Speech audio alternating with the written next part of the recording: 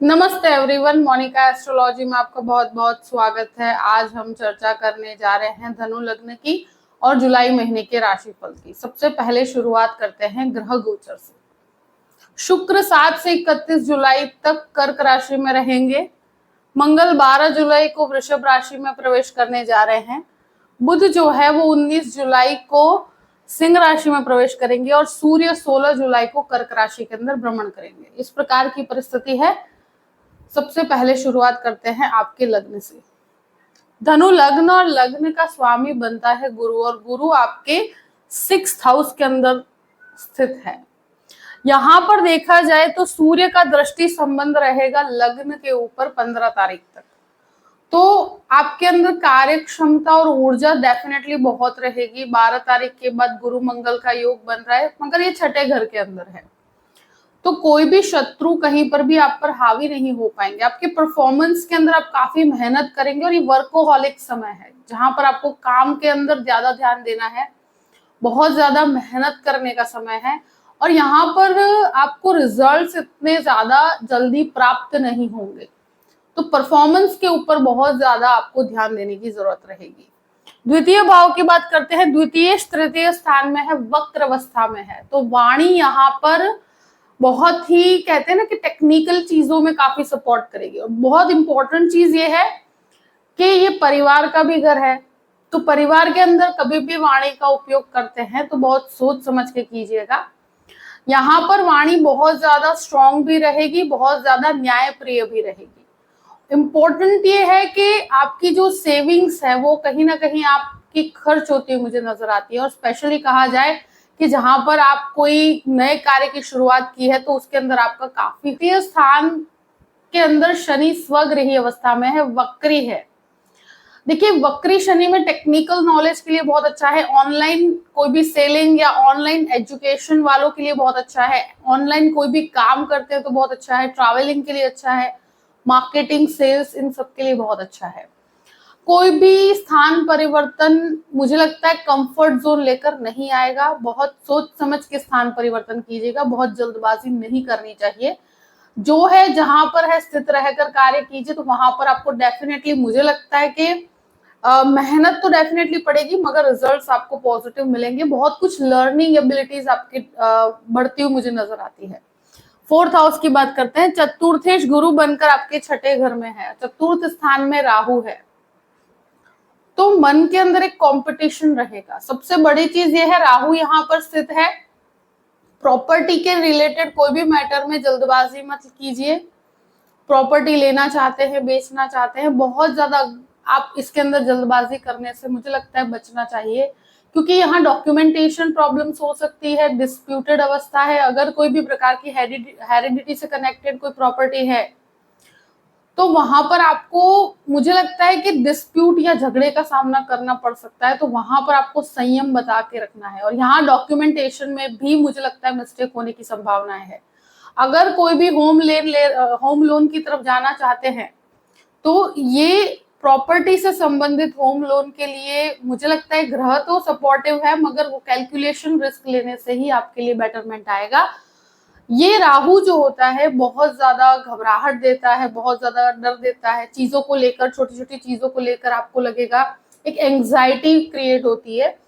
तो यहाँ पर आपको बहुत पीसफुल होकर 1 से 2 दिन की एडवाइस लेकर कार्य करना है। अब बात करते हैं आपके पंचम भाव की। पंचम भाव में मंगल स्वगृही अवस्था में है 12 तारीख तक। 12 तारीख तक वो आपके छठे घर में जाएंगे, तो 12 तारीख तक मुझे लगता है स्टूडेंट्स के लिए, मेडिकल के स्टूडेंट्स के लिए बहुत अच्छा है। यहाँ पर स्टूडेंट्स अगर कॉम्पिटिटिव एग्जाम्स की तैयारी कर रहे हैं तो वहां पर आपको बहुत अच्छे रिजल्ट्स मिलेंगे। एक चीज जरूर है कि आफ्टर 12th 12 जुलाई के बाद जो मंगल है वो 6th हाउस में जाते हैं, तो स्टूडेंट्स के लिए थोड़ा सा कॉम्प्रोमाइजिंग अप्रोच रहेगा। थोड़ा सा आपको कॉम्पिटिशन्स के अंदर बहुत ज्यादा वो पॉजिटिव रिजल्ट्स नहीं मिलेंगे। तो बहुत शांति से और बहुत सोच समझ के आप कहीं पर भी एडमिशन्स लेते हैं तो ध्यान से कीजिएगा कार्य।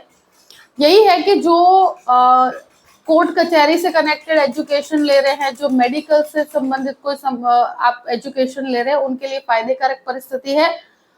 12 तारीख के बाद आपके बच्चों के साथ थोड़ा सा विवाद हो सकता है, तो वहां पर आप संयम बना के रखिएगा। लव रिलेशनशिप मुझे लगता है कि बहुत हद तक हावी हो सकती है आपके अंदर, मगर वहां आपको थोड़ा सा रिलेशनशिप को समय देने की जरूरत है। मुझे लगता है आफ्टर 12 जुलाई कोई भी लव रिलेशनशिप है तो वहां पर आप कहीं पे भी जल्दबाजी मत कीजिएगा। और स्पेशली कहा जाए कोई झगड़ा क्लेश की कोई परिस्थिति क्रिएट होती है तो उसको बहुत संयम से आपको रखना पड़ेगा, तो ही संबंध के अंदर आप निभ पाएंगे। अब बात करते हैं आपके 6th हाउस की। 6th हाउस का लॉर्ड आपके अष्टम भाव में, 6th हाउस में गुरु मंगल का एक संयोग बन रहा है। शत्रु कहीं पर भी हावी नहीं हो पाएंगे। गुरु मंगल के संयोग की वजह से कहा जाए कि ये महीना सबसे ज्यादा इंपॉर्टेंट है कि अपने स्वास्थ्य का बहुत ध्यान रखिएगा, क्योंकि यहाँ प्रॉपर ट्रीटमेंट तो आपको प्राप्त हो जाएगी, प्रॉपर मेडिसिन प्राप्त हो जाएगी। अगर लोन भी चाहते हैं तो लोन प्राप्ति के अंदर भी मदद करते हैं, मगर ये मंगल जो है जब 6th हाउस के अंदर होते हैं तो लोन बहुत सोच समझ के लेने चाहिए और बहुत कैलकुलेटिव रिस्क लेकर ही आगे बढ़ना चाहिए। यहाँ क्योंकि लग्नेश भी छठे घर में है और 6th लॉर्ड भी अष्टम भाव के अंदर है, तो ये महीना आपके लिए स्टमक रिलेटेड इश्यूज कही जाए, थायराइड संबंधित समस्याएं कही जाए, शुगर रिलेटेड प्रॉब्लम, इस प्रकार की समस्याएं आप फेस कर सकते हो। कुछ मुझे लगता है इस महीने में हेल्थ की वजह से भी आप कुछ कार्य अवॉइड करेंगे। तो ये महीना सबसे फर्स्ट प्रायोरिटी अपने स्वास्थ्य को दीजिएगा, क्योंकि मुझे लगता है कि ये चीजों की वजह से आपको प्रॉब्लम्स क्रिएट हो सकती है। अब बात करते हैं आपके 7th हाउस की। 7th लॉर्ड जो है पहले आपके मुख्य रूप से कहा जाए तो अष्टम भाव में और बाद में नवम भाव में, तो पति पत्नी के बीच में जो रिलेशनशिप होता है वहां पर कुछ मुझे लगता है कि क्लैश होगा, मगर 19 तारीख के बाद 19th के बाद काफी हद तक बेटरमेंट आएगा। अगर कोई विवाद है तो वो 19 जुलाई के बाद रिजॉल्व भी होगा। यहाँ पर एक चीज जरूर कहूंगी कि रिलेशनशिप को अगर नेक्स्ट लेवल पे ले जाना चाहते हैं तो इस महीने 19th के बाद आप कोई ऐसी परिस्थिति सोच सकते हैं। अगर हो सके तो इस महीने आप इस तरह की परिस्थिति को अवॉइड कीजिए। ये महीने में आपको बहुत, कहते हैं ना कि रिलेशनशिप को नेक्स्ट लेवल पे ले जाने के लिए अभी थोड़ा सा समय देने की जरूरत है। और यहाँ पर ऑलरेडी जो मैरिड है उनको भी 19th के बाद आपके रिलेशनशिप में काफी हद तक सुधार आएगा।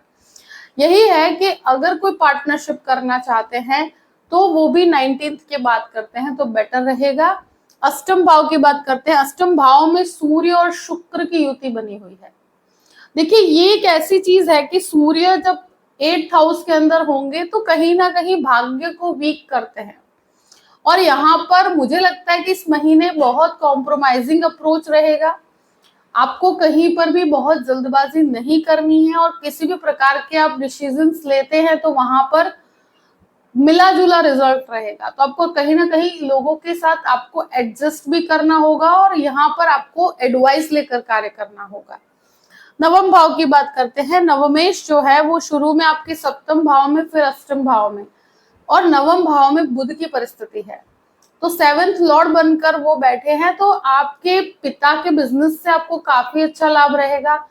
यहाँ पर स्पिरिचुअलिटी के अंदर भी मुझे लगता है कि जो आध्यात्मिकता है उसके अंदर बढ़ोतरी होगी। कुछ अच्छे कार्यों में आपका योगदान रहेगा, मगर भाग्य का सपोर्ट इस महीने बहुत ज्यादा नहीं है। तो मैं एक ही चीज कहूंगी कि जहां पर भी है वहां पर स्थित होकर कार्य कीजिए। किसी भी आर्ग्यूमेंट में आपको नहीं पड़ना चाहिए। अब बात करते हैं दशम भाव की। दशमेश जो है पहले अष्टम भाव में और फिर नवम भाव में, केतु यहाँ पर स्थित है। इस महीने कहीं पर भी खुद से जॉब छोड़ देना या खुद से किसी भी प्रकार की जॉब में परिवर्तन कर देना, इस प्रकार की प्रक्रिया बिल्कुल नहीं करनी है। अगर जॉबलेस हैं तो जॉब आपको कॉम्प्रोमाइजिंग अप्रोच के साथ मिलेगा, आपके कंडीशन के ऊपर आपको काम नहीं मिलेगा।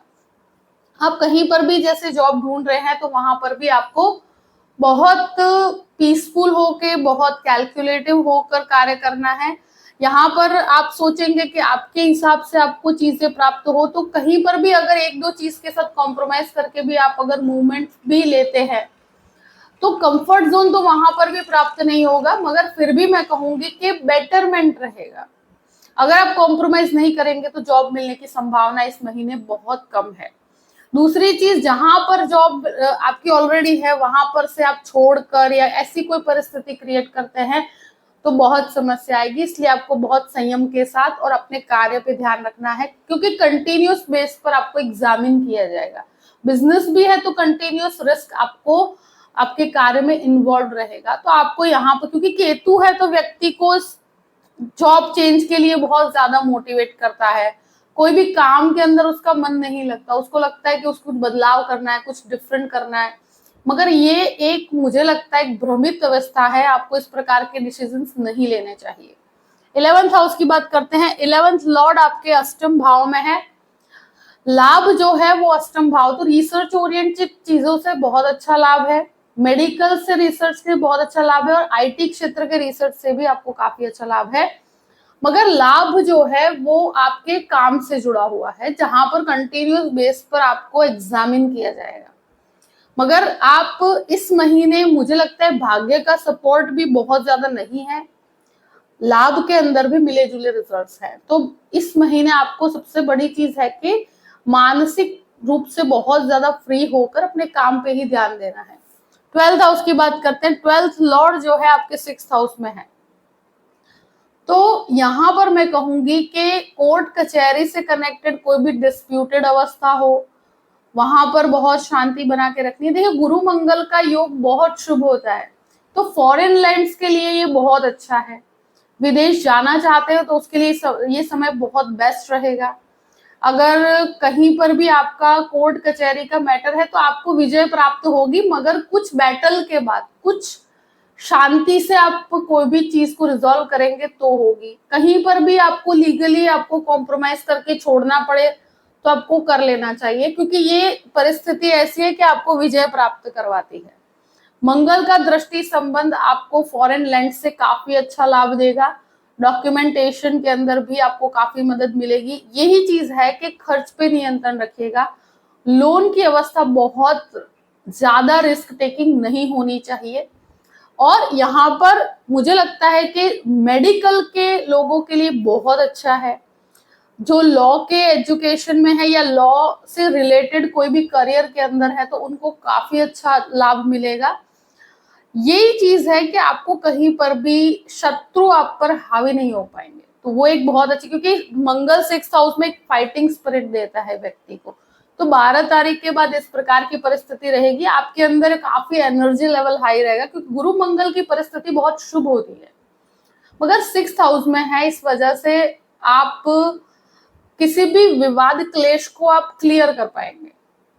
मगर जो फाइनेंशियल गेन है, जो फाइनेंशियल आपके लाभ है, उसमें थोड़ा सा आपको बैलेंस बना के चलना होगा।